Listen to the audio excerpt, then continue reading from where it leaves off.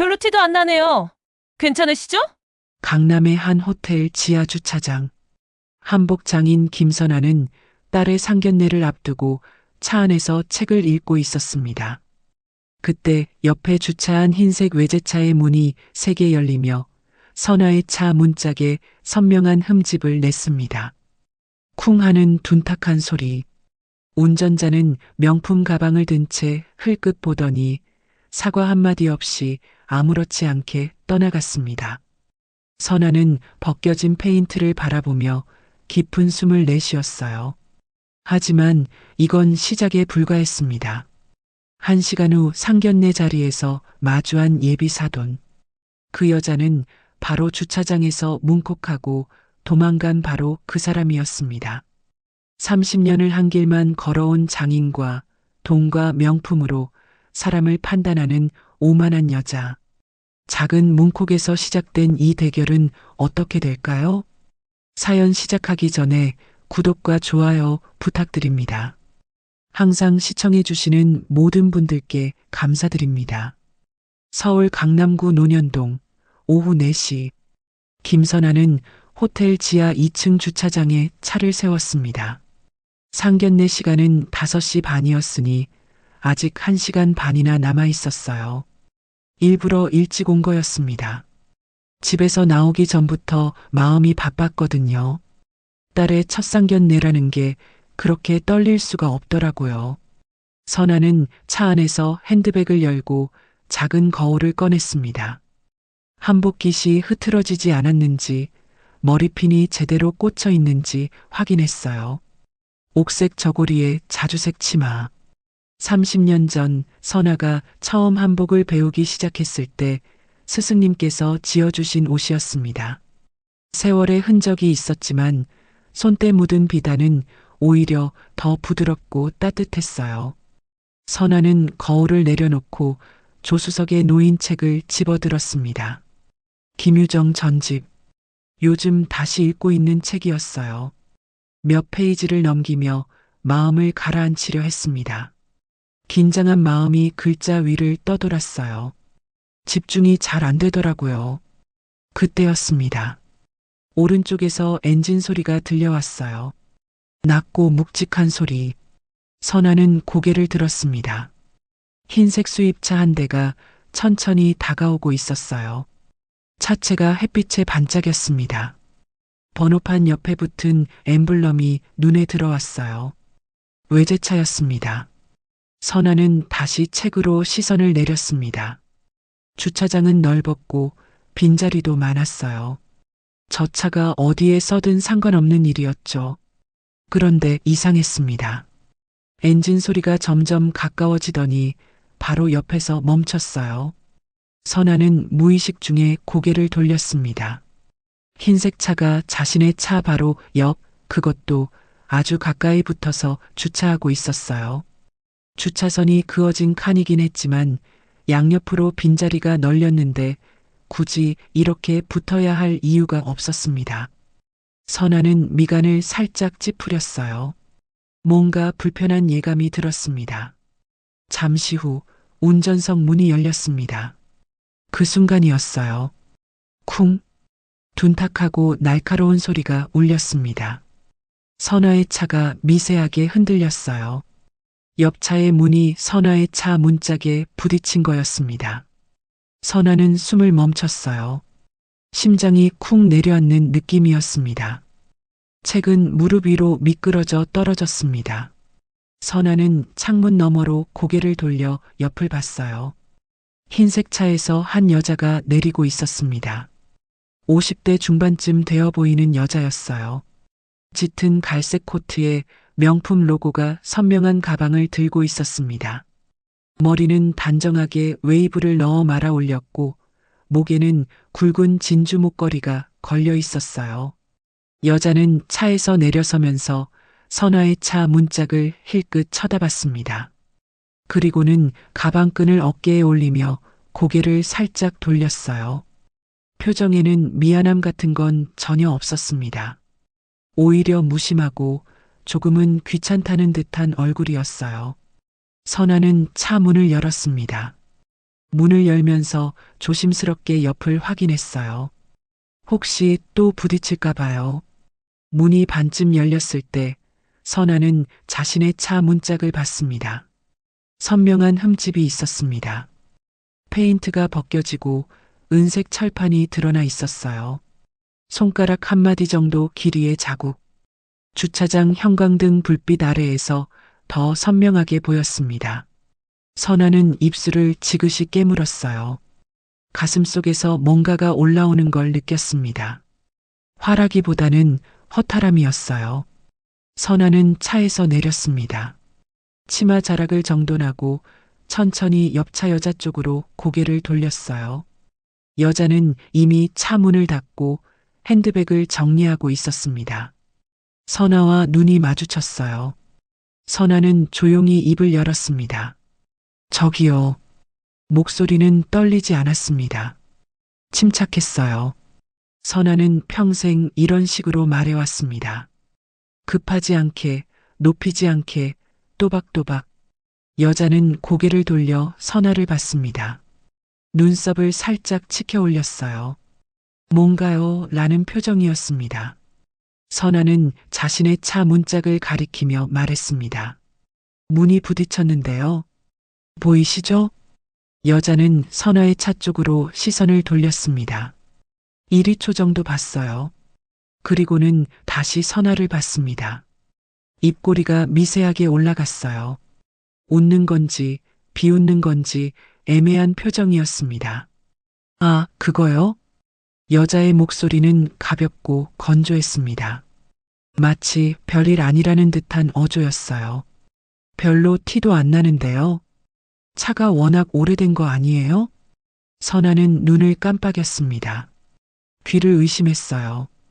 지금 뭐라고 한 거죠? 차가 오래됐다고요. 차가 오래된 건 상관없는 일 아닌가요? 지금 문이 부딪혔잖아요. 선아의 목소리는 여전히 차분했습니다.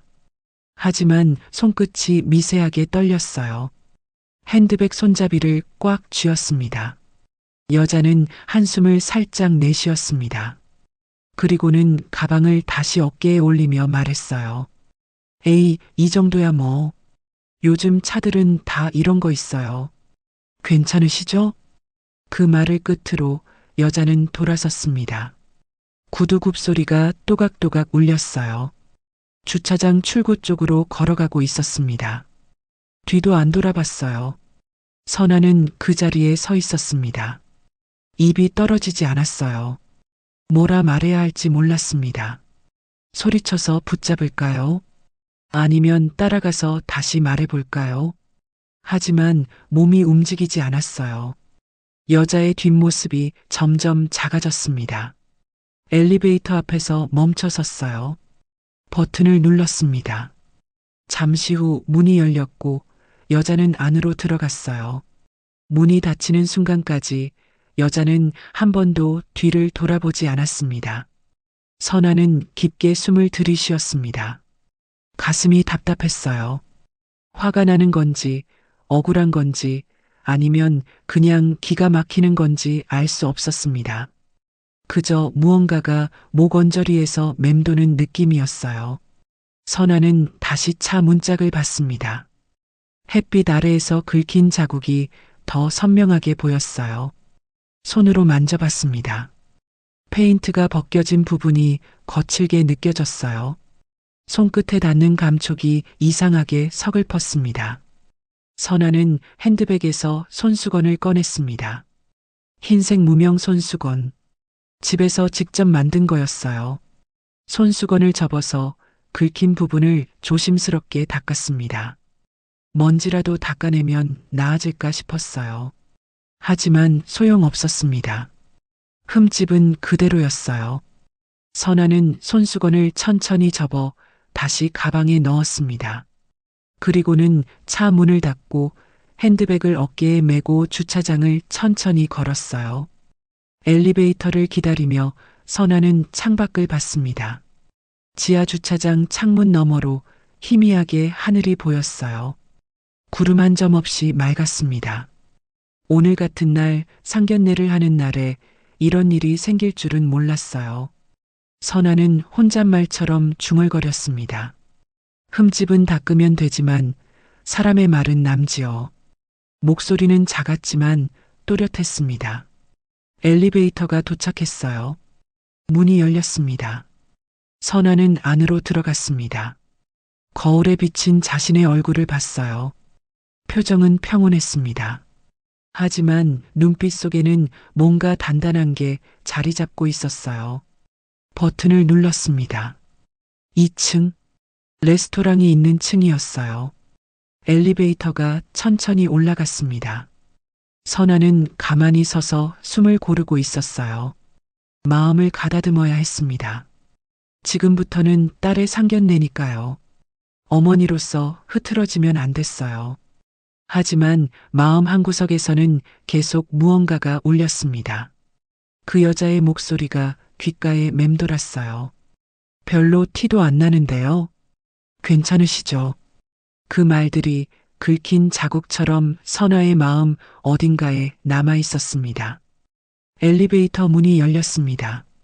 선아는 고개를 들고 앞을 봤어요. 복도 저편에 레스토랑 입구가 보였습니다. 화사한 조명이 켜져 있었어요. 선아는 한복 치마 자락을 가볍게 추슬렀습니다. 그리고는 천천히 하지만 흔들림 없이 걸어갔어요. 그 걸음 속에는 30년을 한복과 함께 살아온 장인의 품격이 묻어 있었습니다. 쉽게 무너지지 않는 조용하지만 단단한 힘이요. 오늘 상견례에서 어떤 일이 벌어질지 선아는 아직 몰랐습니다. 하지만 한 가지는 확실했어요. 자신을 함부로 대한 사람은 언젠가 그 대가를 치르게 될 거라는 것. 그게 세상의 이치니까요. 레스토랑 입구 앞에 섰을 때 선아는 잠시 멈춰 섰습니다. 유리문 너머로 내부가 보였어요.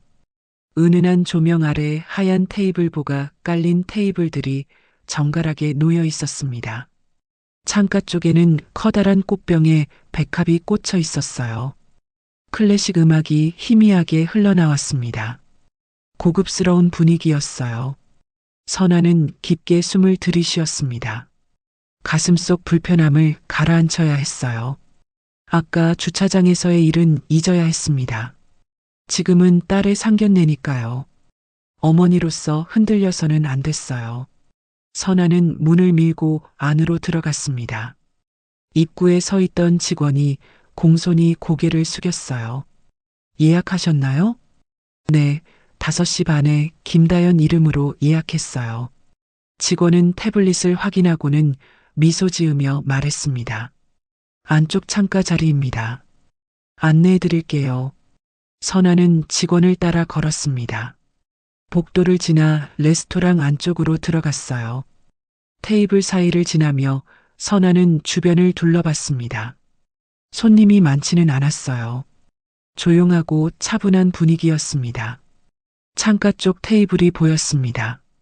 그곳에 딸 다연이 앉아 있었어요. 베이지색 원피스를 입고 머리를 단정하게 묶고 있었습니다. 다연은 창밖을 보고 있었어요. 손에는 물컵이 들려 있었습니다. 선아는 미소를 지으며 다가갔습니다. 다연아. 다연이 고개를 돌렸어요. 엄마를 보자 환하게 웃었습니다. 엄마 왔어요? 일찍 오셨네요. 응, 일찍 나왔어. 너도 벌써 와 있었구나. 선아는 다연 옆에 앉았습니다. 핸드백을 의자 옆에 걸고 치마 자락을 가지런히 정돈했어요. 다연은 엄마의 한복을 보며 말했습니다. 엄마, 오늘 진짜 예쁘다. 그 한복 오랜만에 보는 것 같아요. 스승님이 만들어주신 거잖아. 이런 날 입어야지. 다연은 고개를 끄덕이며 웃었어요. 하지만 눈빛은 조금 불안해 보였습니다. 손가락으로 물컵을 만지작거리고 있었어요. 선아는 딸의 손을 가만히 잡았습니다. 긴장됐어? 응, 조금요. 정민이 부모님은 처음 뵙잖아요. 괜찮아. 내가 그렇게 좋아하는 사람의 부모님이니까 좋은 분들이실 거야. 다현은 고개를 끄덕였습니다. 하지만 여전히 입술을 지그시 깨물고 있었어요. 선아는 물을 한 모금 마시며 창밖을 봤습니다. 저 멀리 강남의 빌딩들이 보였어요. 노을이 지고 있었습니다. 하늘이 주황빛으로 물들어가고 있었어요. 그때 레스토랑 입구 쪽에서 목소리가 들려왔습니다. 어머니, 이쪽이에요. 젊은 남자의 목소리였어요. 선아는 고개를 돌렸습니다. 입구 쪽에서 한 남자가 걸어오고 있었습니다. 30살쯤 되어 보이는 남자였어요. 깔끔한 정장 차림에 검은색 넥타이를 메고 있었습니다. 머리는 단정하게 넘겼고 얼굴에는 밝은 미소가 있었어요. 다현이 자리에서 일어났습니다. 정민 씨. 정민이 다현을 보며 손을 흔들었어요. 그리고는 뒤를 돌아보며 말했습니다. 어머니, 아버지, 여기에요. 선아는 입구 쪽을 봤습니다. 그리고 숨이 멎었습니다.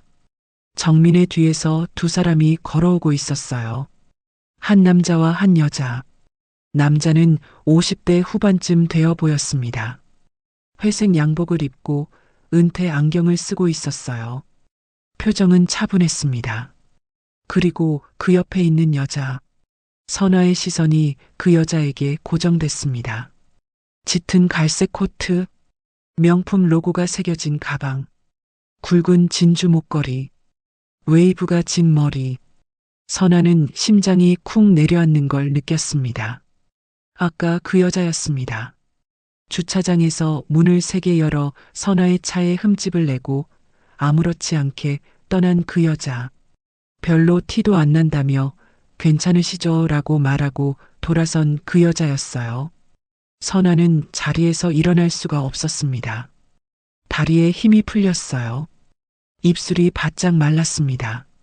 다현은 엄마의 표정을 눈치채지 못하고 밝게 웃으며 말했습니다.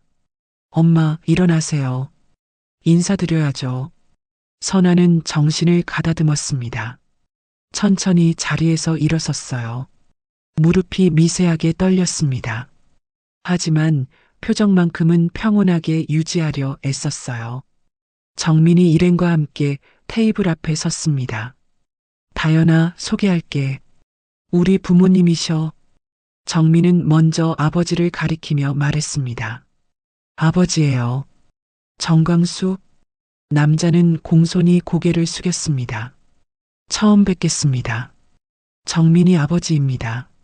선아는 고개를 숙이며 인사했습니다. 안녕하세요. 다현이 어머니 김선아입니다. 목소리는 떨리지 않았어요. 다행이었습니다.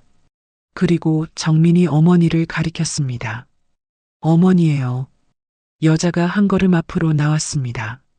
선아와 눈이 마주쳤어요. 그 순간 선아는 여자의 눈빛이 미세하게 흔들리는 걸 봤습니다. 여자도 선아를 알아본 거예요. 주차장에서 봤던 바로 그 사람. 한복을 입고 차 안에 앉아있던 그 여자. 하지만 여자는 표정을 금방 가다듬었습니다. 입꼬리에 미소를 띄었어요. 하지만 그 미소는 차갑고 형식적이었습니다. 처음 뵙겠습니다. 정민이 어머니 최미경이에요. 여자의 목소리는 침착했습니다. 하지만 미세하게 날이 서 있었어요. 선아는 깊게 숨을 들이쉬었습니다. 그리고는 공손히 고개를 숙였어요. 안녕하세요. 다현이 어머니입니다. 두 사람은 서로를 마주 봤습니다. 침묵이 흘렀어요. 짧지만 무거운 침묵이었습니다. 다현은 분위기가 이상하다는 걸 느꼈는지 얼른 말했습니다. 어서 앉으세요. 자리 이쪽이에요. 정민의 부모는 맞은편 자리에 앉았습니다. 미경은 가방을 의자 옆에 놓고 코트를 벗어 걸었어요. 아내는 크림색 니트를 입고 있었습니다. 목에 걸린 진주 목걸이가 조명 아래에서 반짝였어요. 선아는 다시 자리에 앉았습니다. 다현이 옆에 앉았어요. 정민은 어머니 옆에 앉았고 아버지 광수는 창가 쪽에 자리했습니다. 테이블에는 어색한 정적이 흘렀습니다. 직원이 다가와 메뉴판을 건넸어요. 주문하시겠어요? 광수가 메뉴판을 펼치며 말했습니다. 아, 네. 잠깐만요. 모두가 메뉴판을 보기 시작했습니다. 하지만 아무도 제대로 보고 있지 않았어요. 시선이 글자 위를 떠돌았습니다. 미경은 메뉴판을 대충 훑어보더니 직원을 보며 말했습니다. 저는 샐러드요. 드레싱은 따로 주세요. 직원이 고개를 끄덕이며 적었습니다. 광수는 스테이크를 주문했어요. 정민은 파스타를 주문했습니다. 다현은 리소토를 골랐어요. 선아의 차례가 왔습니다. 저는 생선 요리로 할게요. 직원이 메뉴판을 거두고 떠났습니다. 다시 침묵이 흘렀어요. 다현이 먼저 입을 열었습니다. 오늘 이렇게 시간 내주셔서 감사해요. 엄마도 오늘 기대 많이 하셨어요. 선아는 미소를 지으며 고개를 끄덕였습니다. 네. 다현이가 정민 씨 이야기 많이 했어요. 정민이 환하게 웃으며 말했습니다. 저도 다현 씨 이야기 부모님께 많이 드렸어요. 광수가 물을 한 모금 마시며 말했습니다. 그래요. 아들이 정말 좋아하더라고요. 매일 다현 씨 이야기만 하니까 분위기가 조금 풀리는 듯 했습니다. 하지만 미경은 입을 열지 않았어요. 물컵을 손으로 만지작거리며 창밖을 보고 있었습니다. 표정은 무심했어요. 아니, 무심한 척하는 거였습니다. 그러다 미경의 시선이 선아에게 향했습니다. 선아의 한복 차림을 위에서 아래로 천천히 훑었어요. 눈빛이 차가웠습니다. 그리고 미경이 입을 열었습니다. 오늘 한복 입고 오셨네요. 목소리는 평온했지만 어딘가 비꼬는 듯한 뉘앙스가 섞여 있었어요. 선아는 미소를 유지하며 대답했습니다. 네. 이런 자리에는 한복이 좋을 것 같아서요. 미경은 입꼬리를 살짝 올렸습니다. 요즘은 이런 옷 잘 안 입지 않아요? 좀 답답해 보이는데. 그 말이 떨어지자 테이블의 분위기가 싸늘하게 식었습니다. 다현은 얼굴이 굳었어요. 정민은 당황한 표정으로 어머니를 봤습니다. 어머니. 하지만 미경은 아무렇지 않게 물컵을 들어 마셨어요. 선아는 숨을 고르며 조용히 말했습니다. 유행은 변하지만 전통은 남아요. 저는 그게 더 아름답다고 생각해요. 미경은 컵을 내려놓으며 말했습니다. 그래요? 저는 실용적인 게 좋던데요. 선아는 더 이상 대답하지 않았습니다. 미소만 지었어요. 하지만 그 미소 뒤에는 차가운 무언가가 자리 잡고 있었습니다. 다현은 엄마의 손을 테이블 아래에서 꼭 잡았어요. 선아는 딸의 손을 가만히 감싸쥐었습니다. 광수가 어색한 분위기를 풀려는 듯 말했습니다. 아, 그나저나 다현 어머님은 무슨 일 하세요? 선아는 차분히 대답했습니다. 한복 공방을 운영하고 있어요. 30년째요. 아, 그렇군요. 한복을 직접 만드시는구나. 네. 전통 방식으로 짓고 있어요. 광수는 고개를 끄덕였습니다. 하지만 미경은 코웃음을 쳤어요. 작은 소리였지만 테이블 위로 분명히 들렸습니다. 선아는 그 소리를 들었습니다. 주차장에서도 지금 이 자리에서도 이 여자는 변함없었어요. 사람을 깎아내리고 무시하고 우습게 보는 태도. 선아는 물컵을 천천히 들어 마셨습니다. 손은 떨리지 않았어요. 표정도 흐트러지지 않았습니다. 하지만 마음속 깊은 곳에서는 무언가가 단단히 자리 잡고 있었습니다. 이건 시작이었어요. 길고 긴 싸움의 시작. 음식이 나오기 시작했습니다. 직원들이 하얀 접시에 정갈하게 담긴 요리들을 테이블 위에 놓았어요. 샐러드, 스테이크, 파스타, 리소토, 그리고 생선 요리. 향긋한 허브 향이 코끝을 스쳤습니다. 맛있게 드세요. 직원이 공손히 인사하고 물러났어요. 모두가 포크를 들었습니다. 하지만 아무도 제대로 먹지 못했어요. 포크가 접시 위를 맴돌았습니다. 씹는 소리만 조용히 울렸어요. 다현은 리소토를 한 입 떠서 입에 넣었지만 맛을 느낄 수가 없었습니다. 목구멍이 막힌 것 같았어요. 옆에 앉은 정민을 힐끗 봤습니다. 정민은 파스타를 포크로 감으며 어색하게 웃고 있었어요. 선아는 생선을 작게 잘라 입에 넣었습니다. 천천히 씹었어요. 맛은 좋았습니다. 하지만 마음은 편치 않았어요. 맞은편에 앉은 미경이 계속 신경 쓰였습니다. 미경은 샐러드를 먹으면서도 계속 선아를 훑어보고 있었어요. 시선이 따가웠습니다. 선아의 한복, 머리 모양, 귀걸이, 손목의 팔찌까지. 미경의 눈은 마치 무언가를 평가하듯 움직였어요. 그러다 미경이 다시 입을 열었습니다. 다현 어머님은 평소에도 한복 자주 입으세요? 목소리는 부드러웠지만 어딘가 날이 서 있었어요. 선아는 포크를 내려놓고 미소를 지으며 대답했습니다. 네. 일할 때는 주로 입어요. 편하기도 하고 제 일이 한복을 만드는 거니까요. 미경은 고개를 끄덕이며 말했습니다. 아, 그렇구나. 근데 요즘은 한복 입는 사람이 많지 않잖아요. 좀 시대에 안 맞는 거 아닌가요? 그 말에 테이블이 순간 조용해졌습니다. 광수는 포크를 든 채로 멈춰 있었어요. 정민은 당황한 표정으로 어머니를 봤습니다. 다현은 입술을 꽉 깨물었어요. 선아는 숨을 깊게 들이쉬었습니다. 그리고는 침착하게 말했어요. 저는 그렇게 생각하지 않아요. 유행은 지나가지만 전통은 남아요. 시대에 맞지 않는 게 아니라 시대를 넘어서는 거라고 생각해요. 미경은 입꼬리를 살짝 올리며 샐러드를 한 입 먹었습니다. 그래요? 근데 솔직히 요즘 젊은 사람들은 그런 거 안 입잖아요. 명품 브랜드가 대세인데. 선아는 대답하지 않았습니다. 그저 미소만 지었어요. 하지만 다현은 참을 수 없었습니다. 정민 어머님, 한복도 충분히 아름다운 옷이에요. 저도 한복 디자인 전공했거든요. 미경은 다현을 보며 눈썹을 살짝 치켜 올렸습니다. 아, 다현 씨도 한복을 배웠어요? 요즘 세상에 그런 걸 배워서 뭐 하려고요? 그 말이 떨어지자 다현의 얼굴이 굳었습니다. 정민이 급하게 끼어들었어요. 어머니, 그런 말씀은. 하지만 미경은 아무렇지 않게 말을 이었습니다.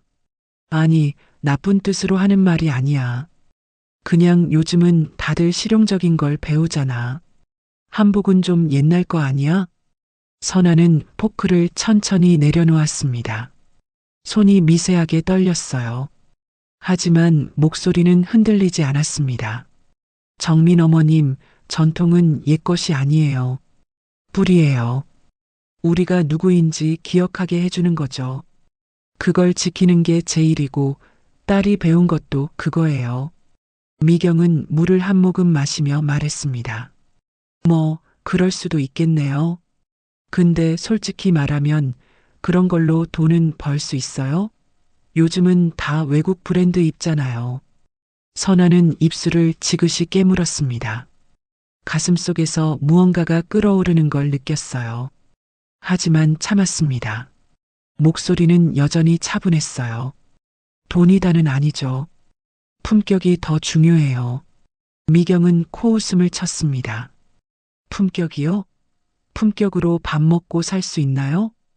그 말이 떨어지자 선아는 더 이상 참을 수 없었습니다. 선아는 미경을 똑바로 쳐다봤어요. 눈빛이 차가웠습니다. 정민 어머님, 품격은 돈으로 살 수 없어요. 명품 가방을 들고 비싼 옷을 입는다고 생기는 게 아니에요. 그건 사람 안에서 나오는 거예요. 미경의 얼굴이 굳었습니다. 광수는 급하게 끼어들었어요. 아, 그만하시죠. 다들 처음 만난 자리인데. 하지만 미경은 이미 표정이 일그러져 있었어요. 지금 나보고 품격 없다는 거예요? 선아는 고개를 살짝 가로저었습니다. 그런 말씀은 안 했어요. 다만 사람을 판단할 때는 겉모습이 아니라 마음을 봐야 한다는 거죠. 미경은 냅킨을 테이블 위에 던지듯 놓았습니다. 참 웃기네요. 한복 만드는 사람이 나한테 품격 운운하네. 다연이 자리에서 일어났습니다. 어머님, 우리 엄마한테 그런 식으로 말씀하지 마세요. 정민이 다연의 손을 잡았어요. 다연아, 진정해. 하지만 다연은 손을 뿌리쳤습니다. 진정하라고요? 지금 당신 어머니가 우리 엄마한테 뭐라고 하는지 들었어요? 정민은 입을 열었지만 아무 말도 나오지 않았습니다. 그저 어머니와 다연 사이에서 눈만 깜빡였어요. 선아는 조용히 자리에서 일어났습니다. 핸드백을 들고 치마 자락을 가지런히 정돈했어요. 오늘은 여기까지 하는 게 좋을 것 같네요. 선아의 목소리는 낮고 차분했습니다. 하지만 그 안에는 단단한 무언가가 담겨 있었어요. 미경은 팔짱을 끼고 선아를 쳐다봤습니다. 그래요. 가세요. 어차피 우리랑은 안 맞는 것 같으니까. 선아는 대답하지 않았습니다. 다연의 손을 잡고 천천히 걸었어요. 광수가 급하게 일어나며 말했습니다. 아, 잠깐만요. 이렇게 가시면. 하지만 선아는 멈추지 않았습니다. 레스토랑 출구를 향해 걸었어요. 다연이 뒤따랐습니다. 정민은 자리에 멍하니 앉아 있었어요. 어머니를 봤습니다. 미경은 여전히 팔짱을 낀 채로 앉아 있었어요. 표정은 불편했지만 후회하는 기색은 없었습니다. 어머니, 왜 그러셨어요? 미경은 물컵을 들어 마시며 말했습니다. 뭘? 솔직한 말 한 것뿐인데. 정민은 한숨을 깊게 내쉬었습니다. 밖으로 나온 선아는 레스토랑 복도에 멈춰 섰습니다. 다연이 엄마의 팔을 잡았어요. 엄마, 괜찮으세요? 선아는 고개를 끄덕였습니다. 괜찮아. 하지만 목소리는 떨리고 있었어요. 다연은 눈물이 차올랐습니다. 미안해요, 엄마. 내가 정민이를 만나는 바람에. 선아는 딸의 손을 꽉 잡았습니다. 내 잘못이 아니야. 사람은 만나봐야 아는 거야. 두 사람은 잠시 그 자리에 서 있었습니다. 복도 저편에서 클래식 음악이 흘러나왔어요. 은은한 바이올린 선율. 하지만 그 소리는 슬프게 들렸습니다. 선아는 깊게 숨을 들이쉬었습니다. 오늘 일은 끝난 게 아니었어요. 이제 시작이었습니다. 주차장에서 문콕을 하고 떠난 그 여자가 예비 사돈이었어요. 그리고 그 여자는 선아와 딸을 무시하고 조롱했습니다. 선아는 결심했습니다. 이대로 넘어갈 수 없었어요. 품격은 돈으로 사는 게 아니라고 말했죠. 이제 그걸 증명해야 했습니다. 선아는 다연의 손을 잡고 엘리베이터로 향했습니다. 두 사람의 뒷모습은 흔들리지 않았어요. 한복 자락이 조용히 흔들렸습니다. 그 안에는 30년을 지켜온 장인의 자존심이 담겨 있었어요. 무너지지 않는 단단한 품격이었습니다. 이틀 후 아침 8시, 선아는 공방 문을 열었습니다. 낡은 나무 문이 삐걱 소리를 내며 열렸어요. 문 위에는 손으로 쓴 간판이 걸려 있었습니다. 선아 한복 공방. 30년 전 선아가 직접 붓으로 쓴 글씨였어요. 공방 안은 고요했습니다. 아침 햇살이 창문을 통해 들어와 나무 마루를 비췄어요. 공기 중에는 은은한 비단 냄새와 쪽빛 물 냄새가 섞여 있었습니다. 익숙한 향이었어요. 선아는 신발을 벗고 마루에 올라섰습니다. 벽 한쪽에는 여러 가지 색깔의 비단 천들이 걸려 있었어요. 옥색, 분홍, 남색, 자주색, 연두색. 빛을 받아 은은하게 빛났습니다. 반대편 벽에는 작은 나무 선반이 있었고 그 위에는 바늘과 실, 가위, 자가 정갈하게 놓여 있었어요. 선아는 창문을 열었습니다. 시원한 바람이 들어왔어요. 공방 밖으로는 작은 마당이 보였습니다. 마당 한쪽에는 쪽나무가 심어져 있었어요. 선아가 10년 전에 심은 나무였습니다. 쪽물을 들이기 위해서요. 선아는 한복 한 벌을 꺼냈습니다. 아직 완성되지 않은 옷이었어요. 저고리 부분은 거의 다 지어졌지만 치마는 반만 완성된 상태였습니다. 고객이 주문한 옷이었어요. 결혼식에 입을 옷이라고 했습니다. 선아는 천천히 바늘을 들었습니다. 손끝이 익숙하게 움직였어요. 바늘이 천을 통과하며 작은 소리를 냈습니다. 선아는 한 땀 한 땀 조심스럽게 바느질했어요. 이 일을 시작한 지 30년이 지났습니다. 26살 때였어요. 선아는 대학에서 의상학을 전공했지만 졸업 후 취직은 하지 않았습니다. 대신 한복 장인 밑에 들어가 배우기 시작했어요. 당시 주변 사람들은 이해하지 못했습니다. 요즘 누가 한복을 배워요? 그런 걸로 돈 벌기 힘들어요. 하지만 선아는 흔들리지 않았습니다. 한복을 처음 봤을 때의 감동을 잊을 수가 없었어요. 섬세한 곡선, 은은한 색감, 천이 몸에 닿을 때의 부드러움. 그게 너무 아름다웠습니다. 선아는 5년 동안 스승 밑에서 배웠습니다. 새벽 5시에 일어나 공방 청소를 하고 천을 다리고 바느질을 배우고 염색을 익혔어요. 손은 거칠어졌고 허리는 아팠지만 마음은 가득 찼습니다. 그렇게 5년이 지나고 선아는 독립했어요. 작은 공방을 열었습니다. 처음에는 손님이 많지 않았어요. 한 달에 한두 벌 주문받는 게 고작이었습니다. 하지만 선아는 포기하지 않았어요. 한 벌 한 벌 정성을 다해 지었습니다. 그러다 조금씩 소문이 났습니다. 선아가 짓는 한복은 달랐어요. 천을 고를 때도 직접 발로 뛰어다녔고 염색할 때도 천연 염료만 사용했습니다. 바느질은 손바느질로만 했어요. 시간이 오래 걸렸지만 그만큼 옷은 튼튼하고 아름다웠습니다. 10년이 지나자 선아의 공방은 소문난 곳이 되었습니다. 결혼식 한복부터 돌잔치 한복, 재래복까지 찾는 사람이 많아졌어요. 선아는 바빴지만 행복했습니다. 그리고 20년 전 딸 다연이 태어났습니다. 선아는 다연을 업고 공방에서 일했어요. 아기 다연은 비단 천 사이에서 잠들었습니다. 바늘 소리를 자장가 삼아 자랐어요. 다연이 자라면서 선아는 자연스럽게 한복 이야기를 들려줬습니다. 왜 한복이 아름다운지, 왜 이 일을 하는지. 다연은 어릴 때부터 한복을 입고 자랐어요. 명절이 아니어도 입었습니다. 유치원 갈 때도, 친구 생일 파티에 갈 때도. 처음엔 다연이 싫어하기도 했어요. 엄마, 애들이 이상하게 봐요. 선아는 다연을 안고 말했습니다.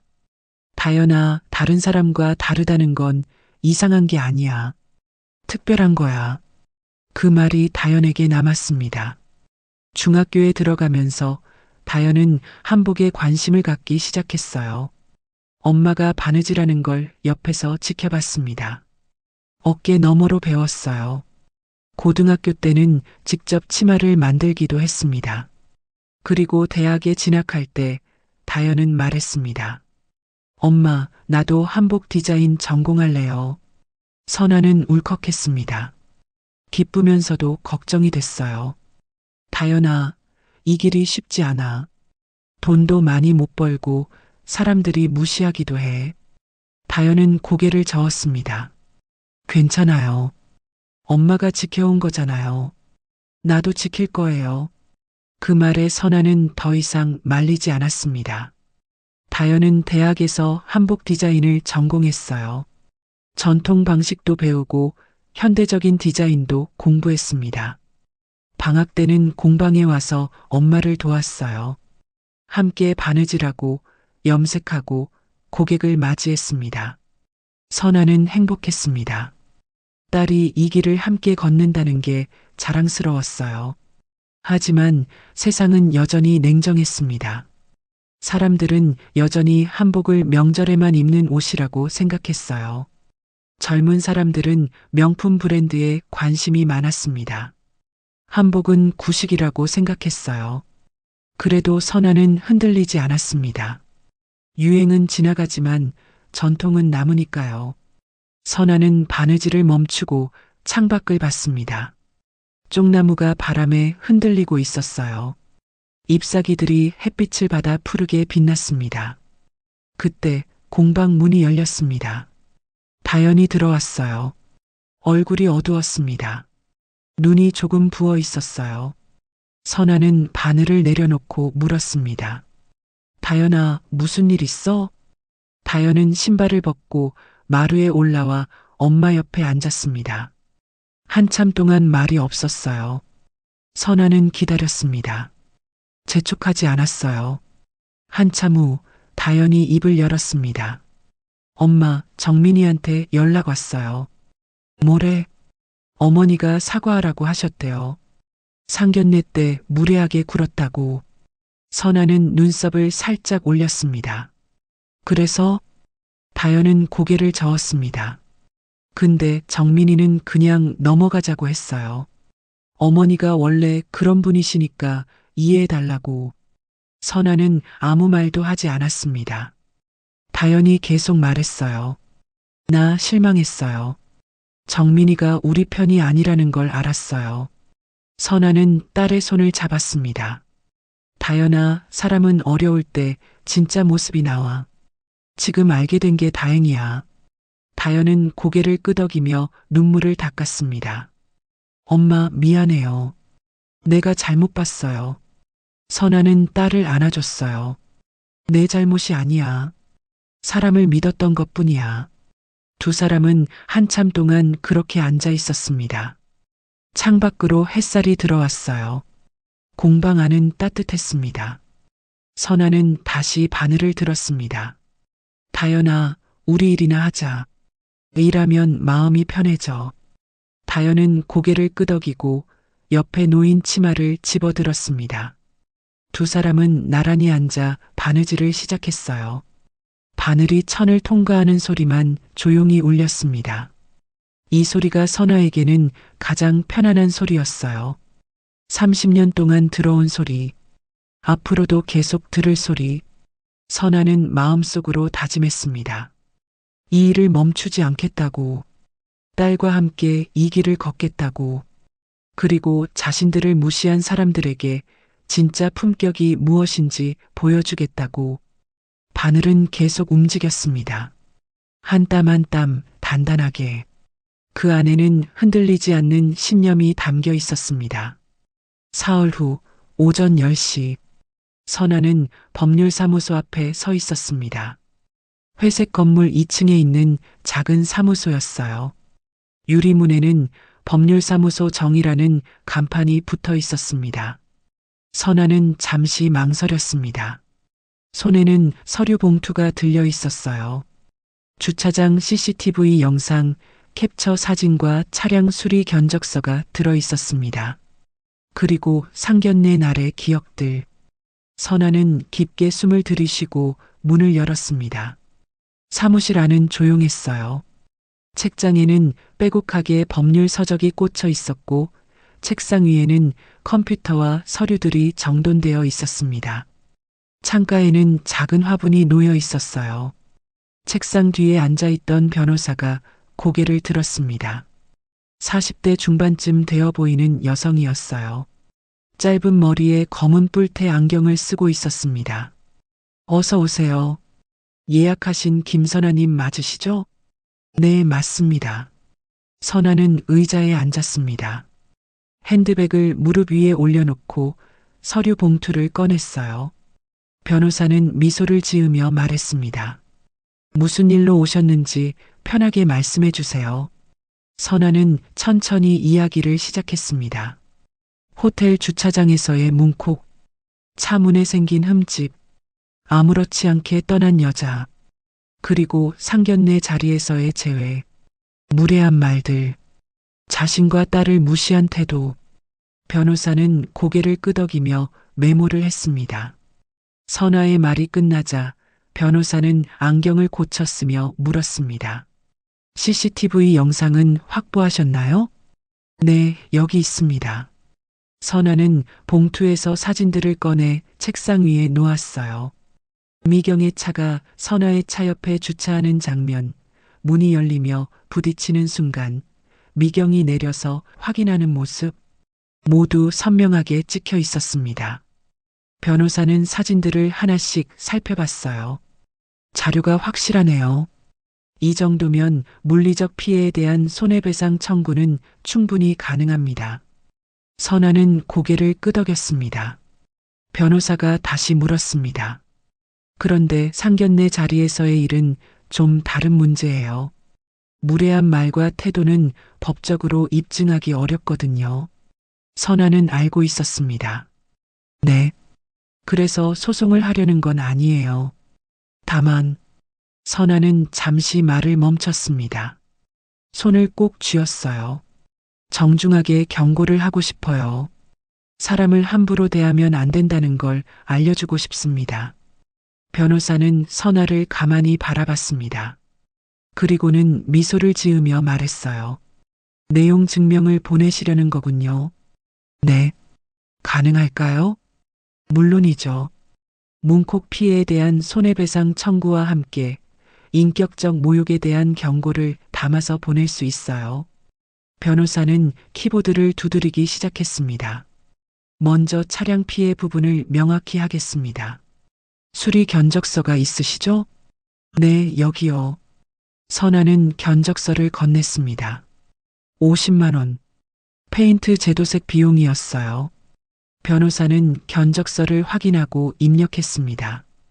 그리고 정신적 피해 부분은 이렇게 표현하면 어떨까요? 변호사는 화면을 돌려 선아에게 보여줬어요. 귀하는 상기 날짜에 주차장에서 발생한 차량 손괴 사고를 묵인하고 현장을 이탈했으며 이후 만난 자리에서도 피해자 및 그 가족을 향해 모욕적인 언사를 반복했습니다.